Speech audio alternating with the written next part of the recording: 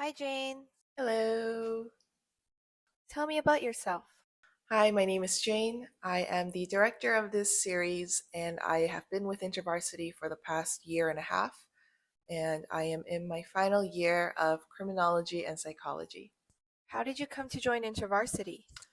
I came to join InterVarsity through a chance encounter with two previous InterVarsity leaders, and this happened while I was waiting for a Bible study from a different Christian club to begin. And as I was just waiting there, I met these two InterVarsity leaders and we just started chatting and they invited me to their spring kickoff. So I ended up checking that out and I felt really welcome there. So I decided to stay and the rest is history. What would you say makes up your day lately? Lately, I've been doing a lot of studying for my law school entrance exam. And other than that, I've been doing a lot of filmmaking and editing for this series. I also like to knit. And I also like to bake. Cheesecakes are my specialty. When I think about my hobbies, I actually sometimes feel quite insecure because I feel like a lot of my friends or people in Vancouver in general are into active lifestyles such as running, hiking, biking, badminton, etc. And I actually don't feel very intrigued by those hobbies, probably because I grew up not doing much of sports, rather more so sitting down and creative work.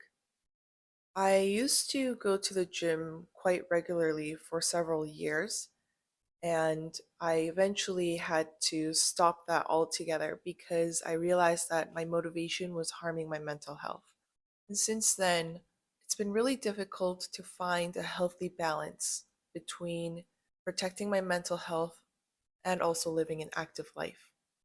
I think I'm still trying to figure that out. What's a story from your life that shaped who you are today?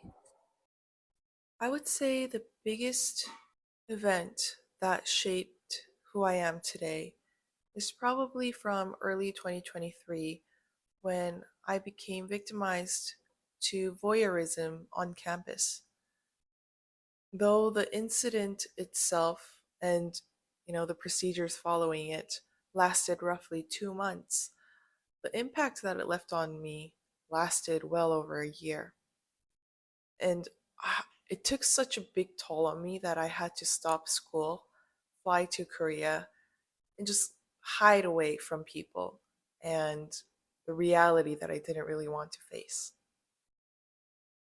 I think the people around me were quite alarmed during this time because I went from being a seemingly confident and energetic person to someone who couldn't stand being around people and felt so easily overwhelmed. And I remember thinking to myself, okay, I know God is good, and I know that He can make painful things into beautiful things. But what good could possibly come from what I've experienced? What good can possibly come from me feeling so silenced and victimized and helpless? And I just spent so much of my time feeling resentment, feeling regret, feeling anger.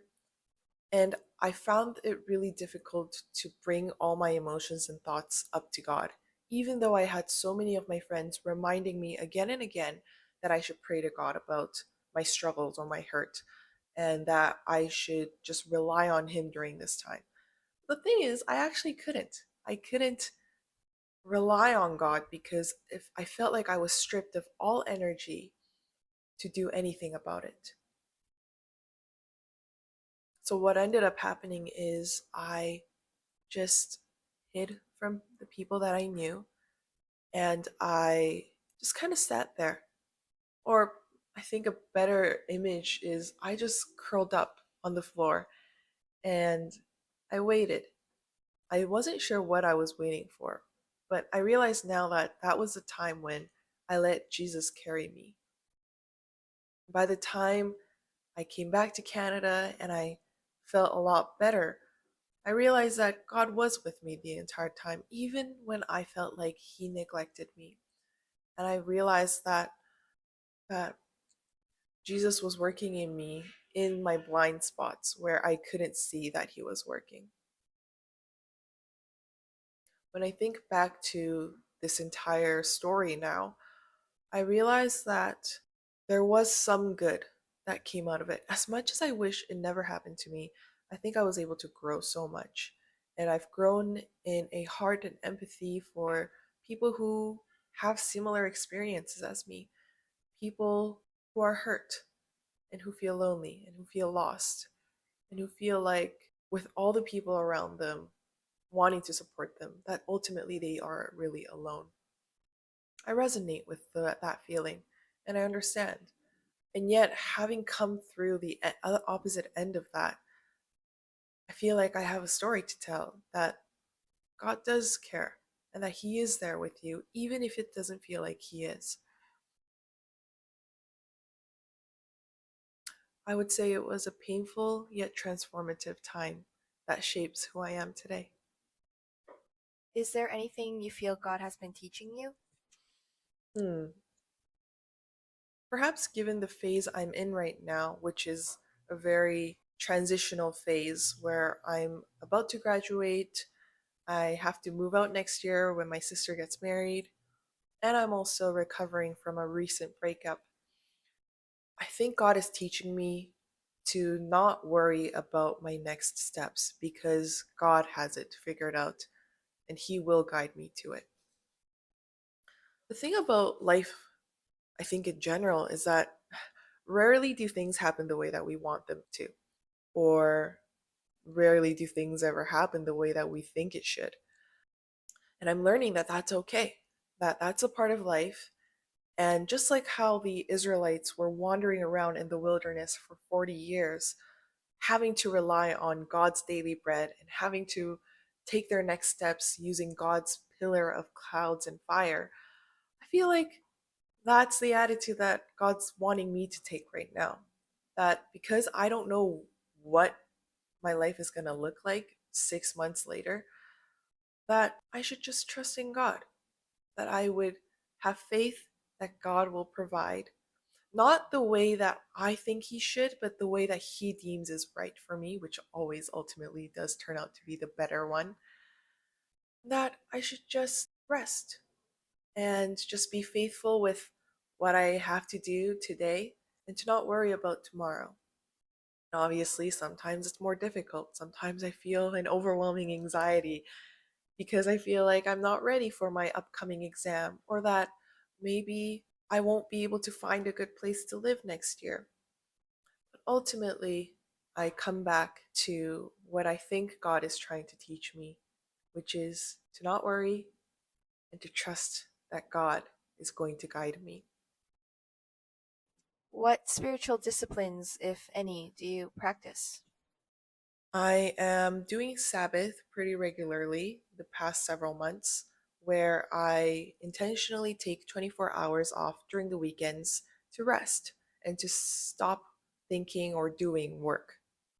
And instead, during that time, I do things that I consider to be restful, such as baking or knitting or spending time with friends and family. Sometimes it's really difficult because my mind naturally wanders off into thinking about how I'm so unprepared for my upcoming week or all the things that I need to do the upcoming week. But when I realize that I'm allowing my mind to wander off, I try to anchor it back to focusing on resting and trying to enjoy or seek God's presence. And as for reading the Bible, I try to do it regularly every night. More often than not, I'm not able to. But when I do, I'm filled with peace. And there comes a great satisfaction from reading the Bible and getting to know God's character more. And I think it can come from any part of the Bible. I think God's beauty and character and His perfect plan is portrayed in almost every corner of the Bible. So when I do read the Bible, I end up going to bed feeling a lot more peace, feeling a lot more assurance, and a connection with God. And lastly, as for prayer, I don't think my prayer life is structured per se, where I pray when I get up in the morning and I pray before I go to bed or before every meal. Rather, I find it sometimes helpful to write down my prayers, when I have these moments of feeling so much discouragement or stress or anxiety, or sometimes when I feel so much gratitude, I just close my eyes and just talk to God. Looking back at your past several years of your undergrad, what is one thing you wish you had done? Hmm. If I were to be really honest, I think I would have wanted to join InterVarsity sooner. So many semesters and years of my undergrad were spent dreading school and wanting to get out of campus as soon as I possibly could. And I think that was largely because I didn't find campus life enjoyable or anything to look forward to. I also think I lacked the community or the friends. But once I joined InterVarsity a year and a half ago, campus life has been more enjoyable.